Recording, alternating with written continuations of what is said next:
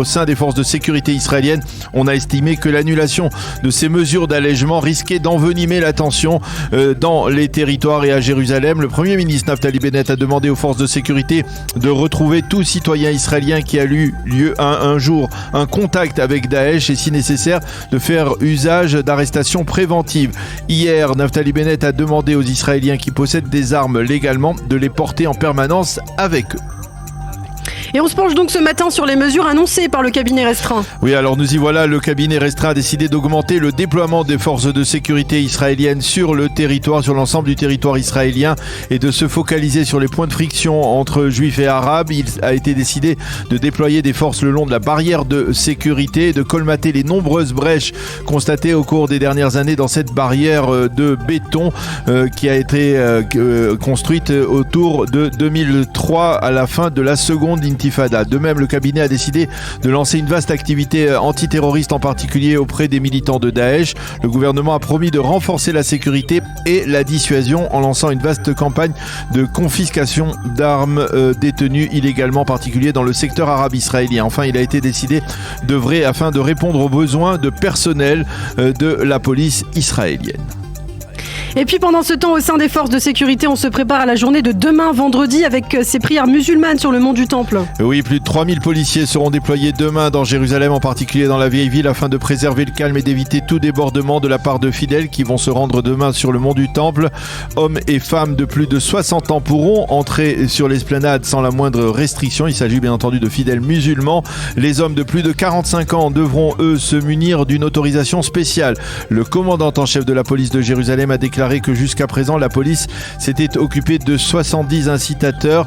17 d'entre eux ont été placés en détention administrative et préventive. Plusieurs dizaines d'autres ont été éloignés de la vieille ville de Jérusalem. Le leader du Hamas, Khaled Mashal, a affirmé que ces journées qui précèdent le Ramadan étaient porteuses de nombreux développements inattendus. Ce sont les termes qu'il a utilisés. Nous ne voulons pas la guerre, mais nous n'abandonnerons pas nos lieux saints. Fin de citation. Et dans ce contexte, la police a tout de même autorisé le député du sionisme religieux Itamar Ben-Gvir à monter ce matin sur le mont du Temple, et ce après que celui-ci ait affirmé que même s'il n'avait pas d'autorisation, il monterait sur la montagne sainte. La visite est terminée, elle s'est déroulée dans le calme.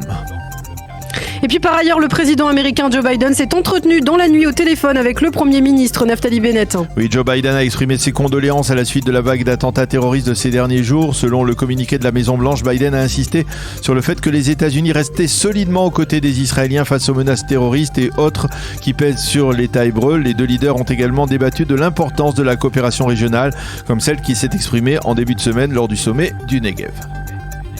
Un mot de ce sondage, il a été publié hier sur les sentiments des Israéliens justement face à cette vague terroriste. Selon ce sondage, 40% des Israéliens interrogés ont affirmé que c'est Benyamin Netanyahou qui aurait su traiter au mieux cette crise, contre 12% qui font confiance à Naftali Bennett dans cette gestion de la crise.